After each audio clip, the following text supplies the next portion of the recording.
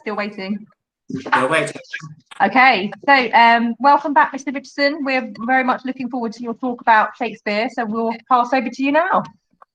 Thanks. And can I just say to start with that I'm really honoured by being asked to give a talk, particularly the first one of this term. So thanks to the department generally and to Miss Hart for organising this. It's about the only time I'm going to be ever involved in this sort of talk, I suspect, in that this time I'm really not going to be talking about literature. Normally, when one does this sort of thing, you're talking about themes or character or putting it into some sort of context, and it's pretty much with the idea and understanding that most people in the audience won't be up to speed with whatever I would be talking about or anyone else giving a talk. And so one would be putting it into context, explaining, giving lists of things. And this is going to be rather different because the reason why I don't need to give any context for you in terms of Shakespeare is that I'm absolutely confident that you know an awful lot about Shakespeare already. And so my thoughts and my focus have been on why is that? Why is it that if I were to do this, and I'm just not going to play that sort of game today, I probably would if I were actually in the classroom, but it's a bit complicated remotely like this. But I could easily and very profitably ask anyone in the room to name a play by Shakespeare, and then, right, name another one, and then another one, and another one. And I wouldn't mind betting, excluding staff, that those of you who are in the room will be able to come up with probably around about 15 to 20 plays between you in very short order. And we take all of that for granted, and because that's what we can do. But you imagine having a conversation with anyone or being a teacher standing in the classroom and saying, right, okay then, well, everyone knows about Dickens. When was he born? When did he die? If I was sitting in the audience and someone said, what year was Keats born? I go, blimey, I'm not sure. Tennyson, Dickens for that matter, Chaucer. I can vaguely remember that Chaucer finishes in 1400 because it always struck me as being 2 o'clock, which was seemingly a good start for an afternoon's lesson. But I can't remember when he was born. And I wouldn't be expecting other people to as well. So why is it that anyone is likely to know much more about Shakespeare than anyone else? How did that come about? I'm going to be looking at two things, which, as I say, is nothing to do with the literature in terms of the contents of the plays or anything like that. I've been fascinated really about what, if you like, in Marxist terms, would be means of production.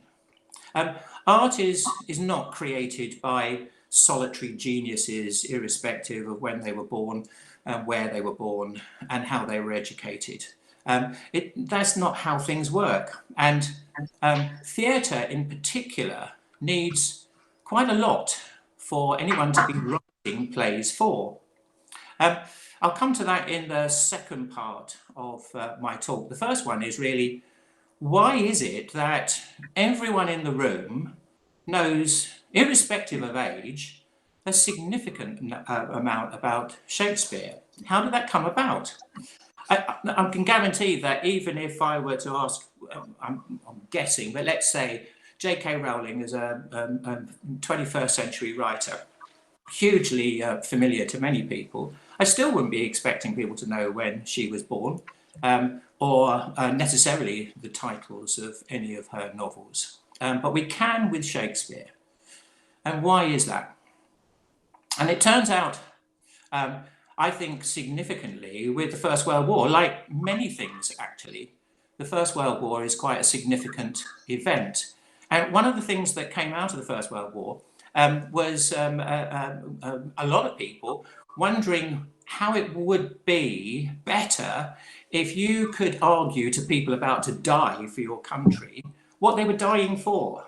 What was the purpose what's so good about, and they would have used this term back then, Englishness. What is Englishness?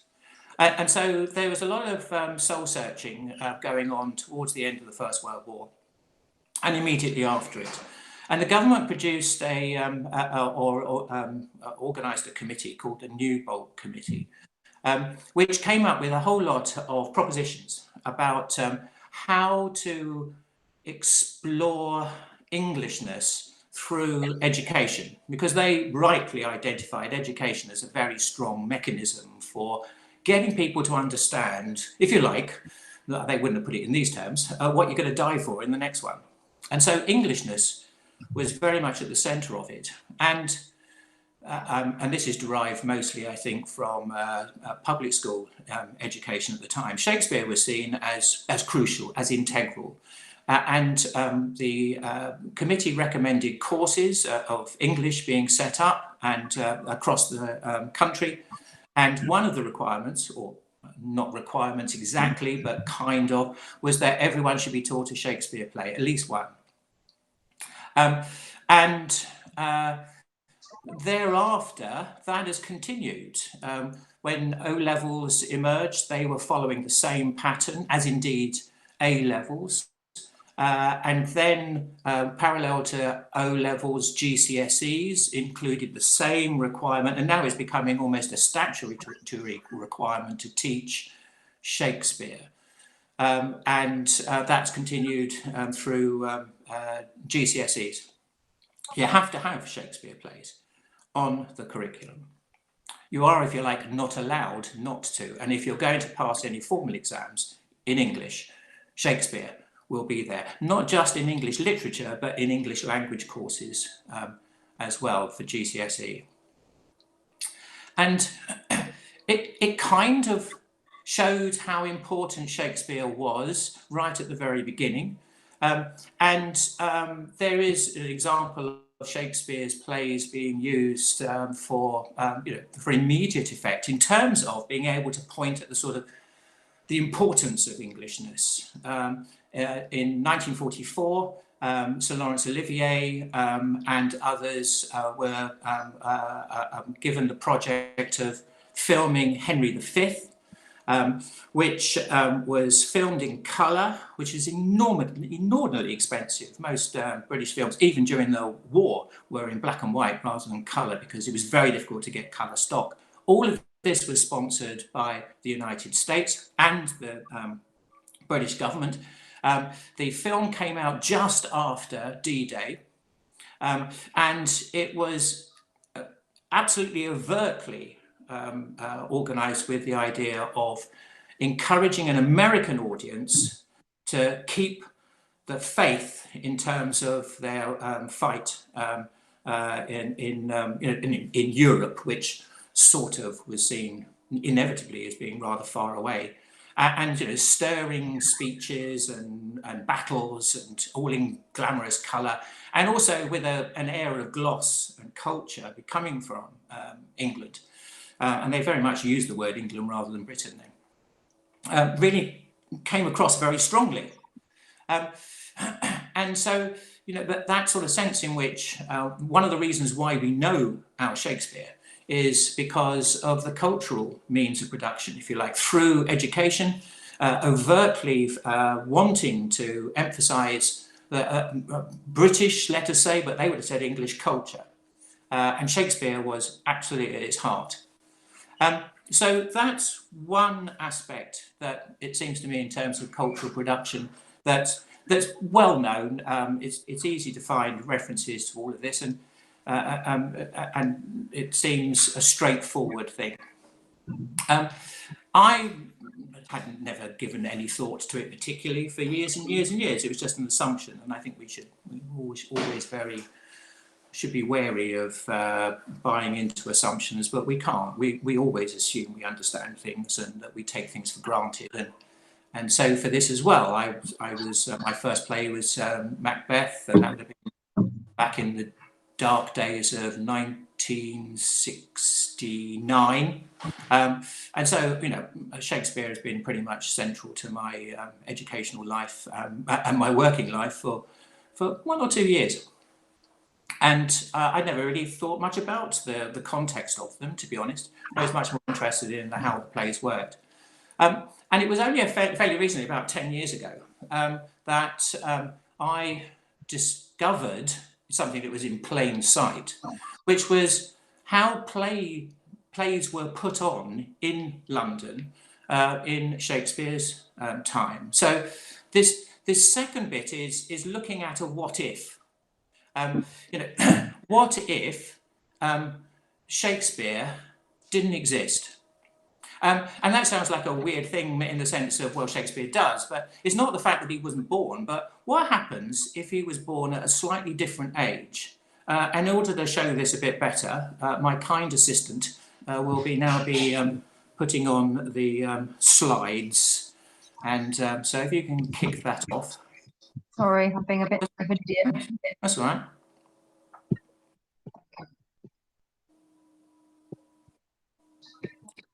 Sorry. No pressure, but it won't work without the slide. Feeling the pressure. Feeling the pressure.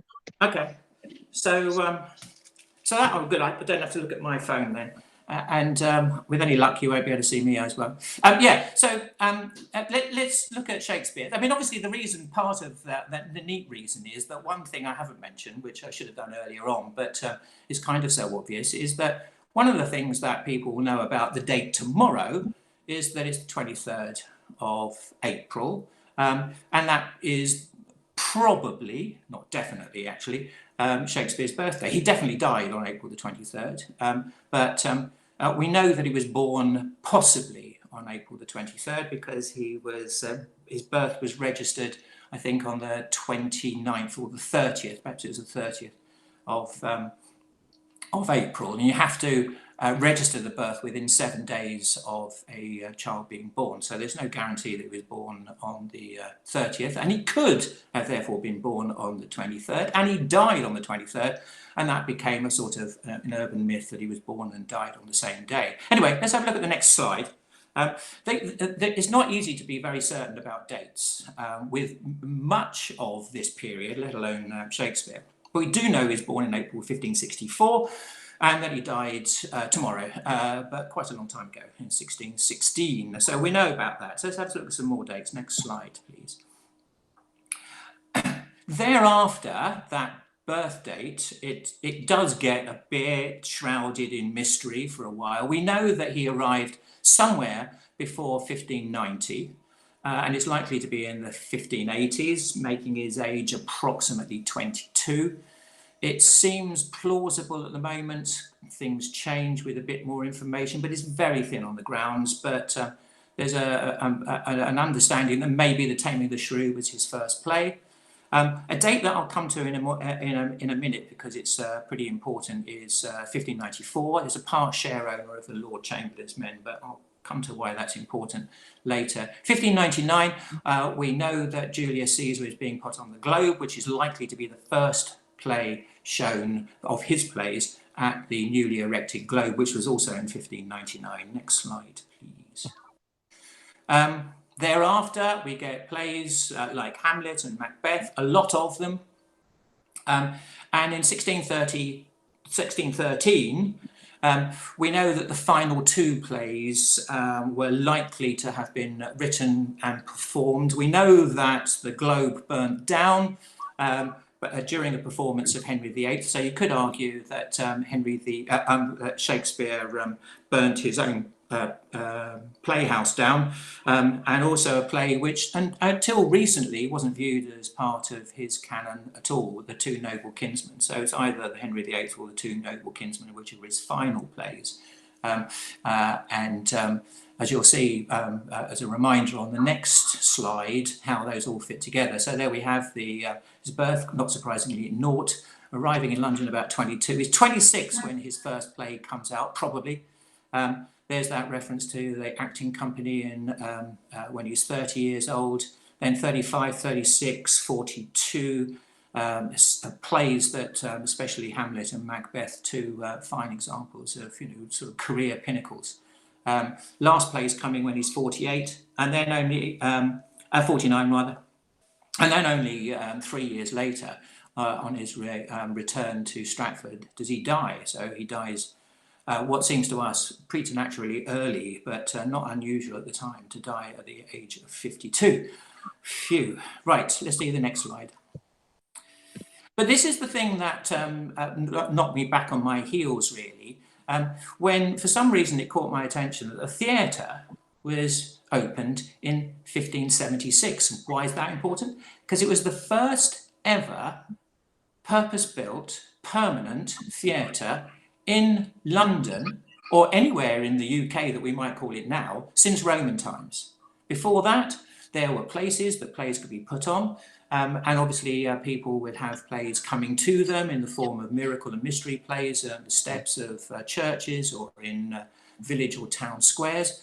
But this was a purpose-built theatre. And almost immediately after that, the second one was built in 1577, the Curtain. And then, as you can see, 10 years go by before the third. It's kind of weird that two of them open. That shows quite a lot of interest, but at the same time, no one else was prepared to put their money in to build one until things had settled down. And it was obviously much more likely that people would be, building up as an audience. Because remember, the first people to go to the theatre in 1576, nobody in their family or friends or any of their relatives, and certainly none of the people before them, had ever been in a proper, from our point of view, proper theatre, a real theatre, ever before. It was as new as you can possibly imagine. This is a new event. And the novelty factor must have been quite extraordinary. But I suspect also people were going, why the hell do I have to go all the way to London to see a theatre? Well, they wouldn't, because they'd be on market day there. But why would I go there when one's going to come to me? So there might have been a lot of reluctance initially. But as you can see, the Rose and several other playhouses are built. I've missed out 3 or 4. And the theatre is the one that gets dismantled. I've put 1599 because it kind of is true, but also not. The theatre had closed a little earlier because there was an issue with leases. Shakespeare's life is littered with financial events rather than as many as artistic events, and we've got better records for those rather than his plays. And then, of course, the Globe was built in 1599, and then 1613 the Globe burns down. Let's have the next slide, please. So there's the combination. When he was born, no theatres. When he was 12, the first theatre opens. He's still at school. He's still at school when the Curtain opens a year later. He probably gets to London around about the age of 22, and the Rose opened, the third theatre, opened when he was 23, so he may have been there. We're not fully sure. His first play would have been at the theatre, and he was made a shareholder. I'll say something a bit about that because that was a pretty big deal. The acting company were made the Lord Chamberlain's men. Lord Chamberlain is high up in the sort of governing circles of the time. And they were given the honour of being the Lord Chamberlain's men. And Shakespeare was one of the men, all men, who became a shareholder in the Lord Chamberlain's men. And that meant that he, along with the others in that group, and not all of the acting company were made, especially the younger ones, he was obviously important enough. As an actor, firstly, he was a stellar actor.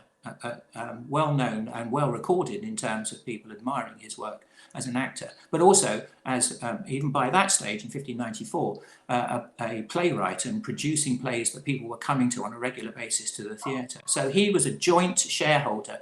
That's pretty much where he made most of his money from, not from his plays and not from his acting, but being a shareholder in the theatre and being part of the men. The Lord Chamberlain's men. And then you can see that his last plays come out when he's 49, which is the destruction of the Globe as well. And finally, of course, that was 3 years later he died.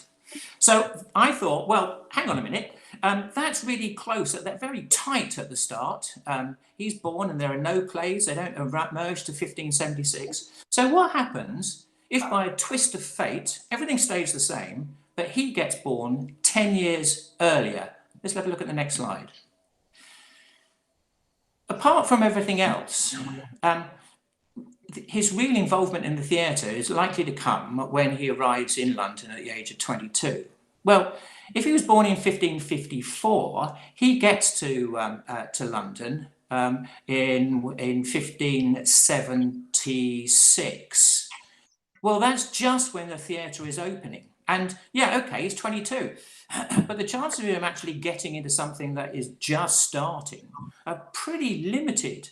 From what we understand from the theatre, they were pretty much recycling pre-existing plays, many of them, the familiar mystery and miracle plays, that they already had scripts for. It's only as these theatres develop and people are coming in, they don't want to see old stuff, they want to see new stuff. So it's not really a career path at this stage. He's probably too to get involved in it because he's already having to start having a career here. And he's likely to be, as he's a terrific writer, he's probably going to be focusing on what he was also doing when he arrived in London at 22, which was writing poetry and desperately looking for sponsors for his poetry.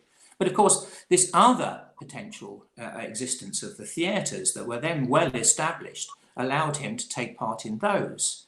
So when the Globe is erected, that's going to be in 1599. That's going to be getting close to when he dies, at 45. That's when it opens, not when it gets destroyed. He's definitely not going to be someone who's going to be able to use the Globe in the way that clearly he did in our life, in our world and reality. And so he dies 7 years after the Globe. There's no time for plays. He just barely has time to write Hamlet, if you like, if he had ever could have, but it's impossible, I think, to surmise that he would actually be in a position to write any of the plays. And a lot of the physical things that he wrote in our timeline would not have been possible because he would have been dead. Can we have the next slide, please? So then I thought, well, what happens if he's born 5 years later, not 10 years, but just 5 years later in 1569? Well, the other problem emerges. By the time he gets to London, the theatres have been well established because they're established by his birth. And they'll need writers, and writers will emerge. There were lots of writers. Ben Jonson, for instance, wrote far more plays than Shakespeare did and was hugely successful. And it's likely that Shakespeare worked with him, and maybe in a parallel universe, he was a sort of a writer in the background helping out Ben Jonson. He would only have been 20 when the Lord Chamberlain's men were established. He would never have been a shareholder. He was far too young. He had no track record, no income. So he couldn't have been a shareholder for that. Would there even been a sufficiently successful enterprise for the whole thing of the theatre then moving to the Globe with him involved and being able to use it? And no, I think not. He's too young. So from the point of view of these dates, it's kind of as though in order to be Shakespeare, in order particularly for us to have Shakespeare, he needed to be born in 1564. 1554, way too early. 1569, only 5 years, way too late because of the nature of the theatres and the fact that they existed for him to be able to do the things that he could do at the time of life that actually works best. 27 was the average age for first plays of Elizabethan dramatists, which is exactly consistent with him, but he's not driving that. There's about 15 or 20 of them who are well known to literary students, and 27 is when they start their first play on average, and he's spot on that. And it kind of makes sense. You've got to have stuff beforehand. You've got to have places to put plays on. You've got to have luck. And boy, what a luck that was for him. And subsequently for D-Day, maybe. And for all the pleasure you have gained from what are amazing plays. I am absolutely not saying that the sweet spot was the only place that these could have occurred, and that it didn't matter how good the plays are. The plays are absolutely the thing. But at the same time, fascinating that he should be just born when things could make that possible, and make so many things to occur since, in terms of our understanding about the world that we live in. And if you like, not necessarily what's worth fighting for, but just the existence of something extraordinary. And that's the last slide. So can I go back to actually looking? Oh my God, that looks bad. That's terrible. That's better. Phew, God.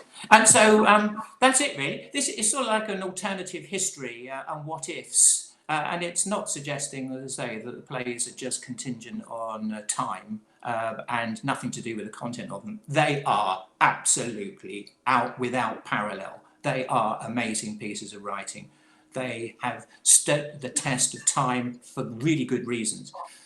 But why we know our Shakespeare, partly we know Shakespeare because he was born in 1564. If he wasn't, we'd probably not know him. Unless you know about Philip Henslowe or Marston or Dekker or Ben Jonson. He'll be like those sorts of names. People might have heard of him a bit, but not much. But we have, and they are because of the plays. But what a lucky opportunity for us all that he was born when he was. And that's it. Thank you very much. We are so tight on time for questions, but I'm just going to throw it open. Has anybody got any questions or comments that they would like to make? You have to speak up, I'm old. I think you've just wowed them into submission. Okay, fine. That's the way I like my lessons. Oh, I've gone now. So you're still there, we can still see you. Yeah, that's all right. Sorry, Phoebe. I think it's just really interesting how you deduce where he would have been born using all the information. Yeah, it's really interesting. And I experimented with other timelines, but I think 10 years is quite a big gap as well. But I thought, what happens if you just move 5 years, which isn't very much, and we hardly think of 5 years, especially when I'm this old, 5 years as meaning anything at all. And yet, fascinating to see what could have happened, because he was so early in the process. Whereas, you know, dramatists now, you think of playwriters, and there's an existing career for it, and you can make serious amounts of money or make your name because your plays are great, whichever. But you know, it's there, and all of you in the room are likely to have been acting at some stage, or going to the theatre, or doing something. So it's something with which we are hugely familiar, and yet not in his time at all. Well, thank you so much, Mr. Richardson. Another round of applause. Yay! It's so lovely to see you again as well. So thank you. Thank you very much. Thank you. I'm going to stop recording now. So you can, Okay, cool. Yeah, there we are. Is it doing it? Stop recording. I take the time.